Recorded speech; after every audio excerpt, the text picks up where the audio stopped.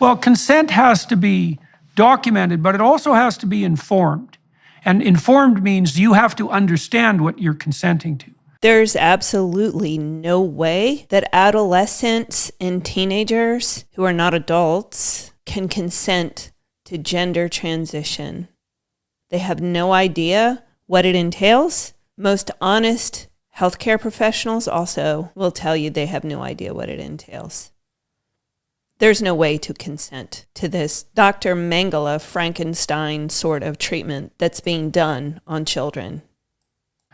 You needed to be walked through in great detail all of the issues that were relevant to you on the psychological and medical front, all the options that were available to you, and the pros and cons of all those options. I can't see in any possible way that that could have been done with any degree of thoroughness in something under 6 months of weekly therapy. And I would say that's an absolute minimum to walk anyone through something as complicated as what you laid out. The problem with me starting it so young was not only that I couldn't consent, I couldn't really fathom the full picture of things. You know, I'll never be able to breastfeed. I'll never have that erogenous sensation in my chest back. I do hate to speak about it, but I'm experiencing sexual dysfunction at the age of 18. That's something that women usually go through when they're in their 40s to 50s. This young lady is tearfully sharing the reality that goes along with gender transition and detransition, that her body physically is falling apart in ways that it shouldn't until she's had a family, she's retired, she's in a very different stage of her life. And her options at this point, at only 18 years old, after everything that has been done to her, are limited to almost nothing. The same things are going on with adults, like Scott Nugent, who was a woman and transitioned to a man, where he talks about all of the medical complications that he's going to have for the rest of his life. And he's not expecting to live very long because he's having infections every 3 months. He's having heart problems. He's having bone density problems. He's having all sorts of things that he should not be having at his age. How is I supposed to know?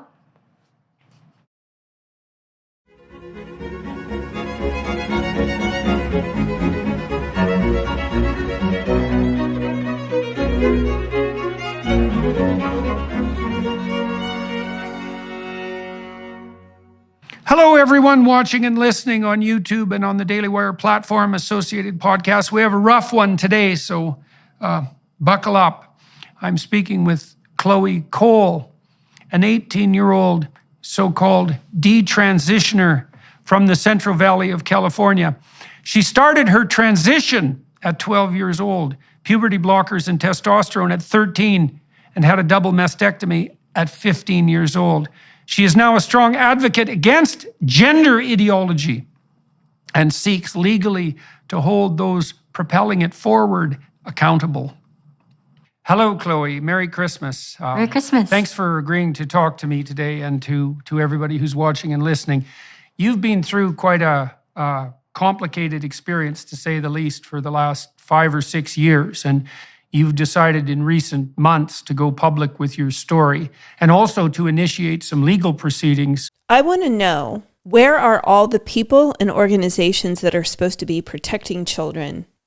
And why are they not up in arms about stories like Chloe's and all of the other countless voiceless young people who are regarded simply as dollar signs to medicine and pharma, because what they're doing to our children is allowing these companies to make a tremendous amount of money. Against the medical professionals who, what would you say, aided you in your exciting journey. And so do you want to tell us the situation you're in now and tell us about what's happened to you since you emerged from childhood? Yeah, so at the age of 12, I started experiencing some gender dysphoria, and I started seeing a therapist, and I got the diagnosis, and I started going on the path of medical transition at the age of 13, starting with blockers and then moving on to hormones. And at 15, I got a double mastectomy. But at 15, like how many young girls' breasts are even developed completely at 15? And the issue that we really have to deal with is that parents are allowing this, encouraging it, supporting it. Or we have the alternative where the state is stepping in and removing children from their parents if their parents are not going to go along with this. Everything that we're doing with regard to gender dysphoria in our country at this point needs to be shut down and stopped wholesale until somebody with some sanity shows up on the scene, because there's very few people in these positions of authority to make these decisions right now. It turned out that it wasn't the best decision for me, and I stopped transitioning at the age of 16. Okay, so let's go back to when you were 12. About when did you hit puberty? I had a fairly early puberty, actually. I started developing at around the age of 9, if not a little bit earlier.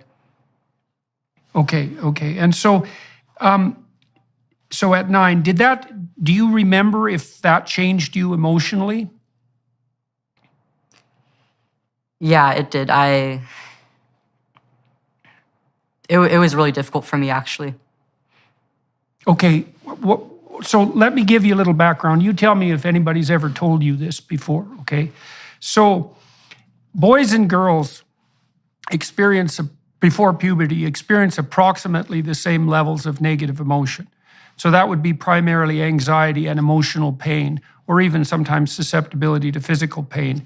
And emotions like frustration and disappointment and shame and guilt and self-consciousness. So he's running down this laundry list of the absolutely normal things that teenage girls or adolescent girls are going through. Those things are normal. These are not reasons to chop off body parts and butcher yourself and destroy your endocrine system. Who came up with that as an idea in a treatment plan? Are all part of that, what would you call it, network of negative emotion. Now, what happens to girls when they hit puberty, and no one knows exactly why this is that their negative emotion levels go up. And so that on average, women, biologically mature women, are more sensitive to negative emotion than biologically mature men. And that kicks in at puberty. Now, there's a variety of explanations for that, but no one knows for certain. And here's some of them. Okay, so first of all, sexual dimorphism and physical strength really emerges at puberty. So boys and girls are pretty evenly matched physically, but once puberty kicks in, boys are taller, stronger, heavier, and they're much stronger in terms of upper body strength. So women are at a disadvantage physically in relationship to anything that might have to do with physical combat. And so on those grounds, it makes sense for women to be somewhat more sensitive to threat. Okay, so then another explanation is that women are more vulnerably sexually than men because they bear a much higher cost for reproduction, obviously, with pregnancy and protracted dependence of infants. And so they're more vulnerable on the sexual front, so it makes sense for them to be more sensitive to any threat that's associated with sexual activity. And then the third explanation, and there may be more, is that women are charged, generally speaking, with the primary responsibility for infants. And infants are extremely dependent and vulnerable. And so you could make a case that adult women's nervous systems are actually adapted for the mother-child dyad and not for the, say, emotional well-being of the individual woman. And a woman needs to be threat sensitive because she's going to be taking care of infants and extremely dependent children, and it makes sense for her to be more cognizant of threats as a consequence, even though the negative consequence of that for women and all of this is that women are much more likely to suffer from depression and anxiety than men. It is the absolute perfect design that we are more vulnerable emotionally and that we are, to his point, set up to be more emotional than men are. That's how we are meant to be. We're meant to be more sensitive to these things. We're meant to be able to nurture.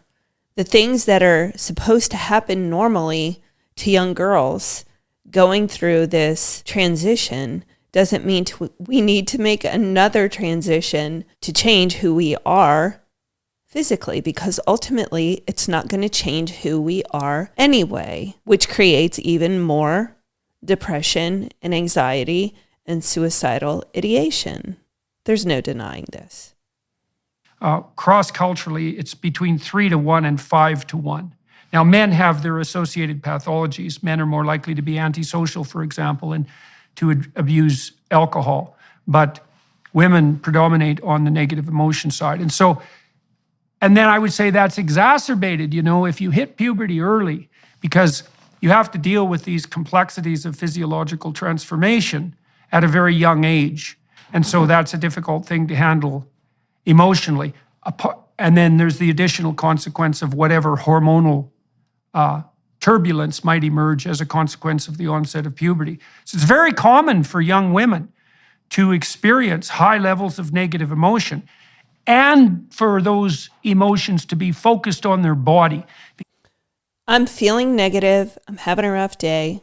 Let me cut off some body parts, see how that works.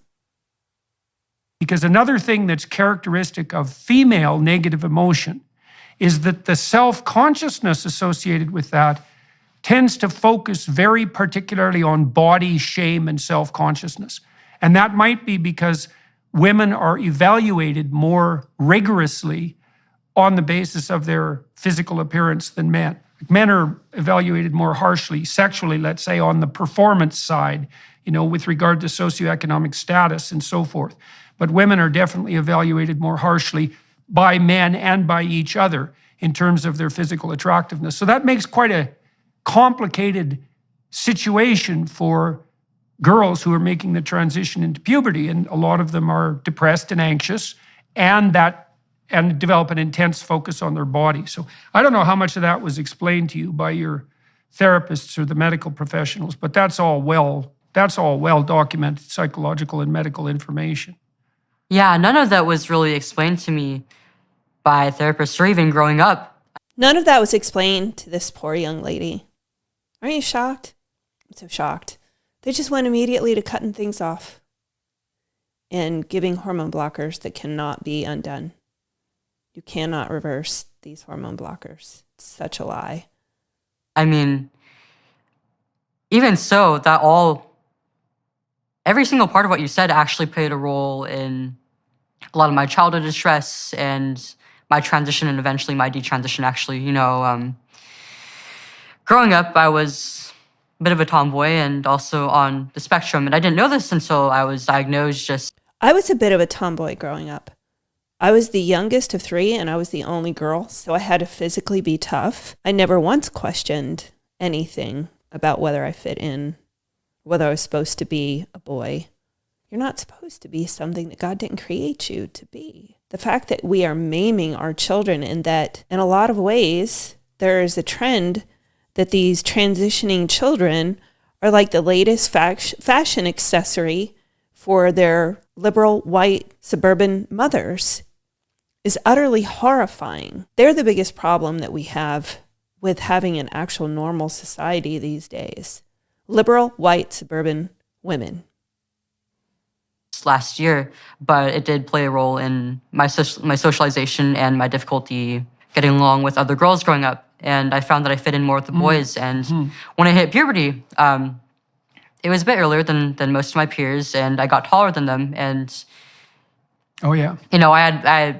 I could keep up with the boys then, and I had a lot of pride in that. But as the years went on, they started to get taller than me and outmatch me physically, and this did bring on a bit of distress for me. And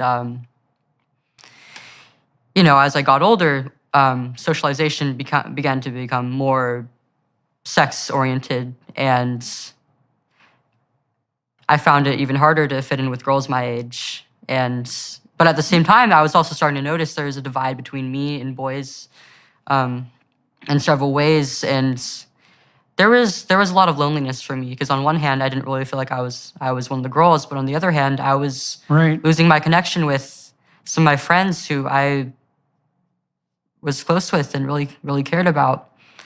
And I also had some body image issues growing up as well. I often talk about how social media played a role in it, but really it started from a very young age, actually. I mean, I was born into a very image-oriented, very sex-oriented society. And, before I hit puberty, I was looking forward to having a developed body and eventually growing breasts. And, once I hit puberty,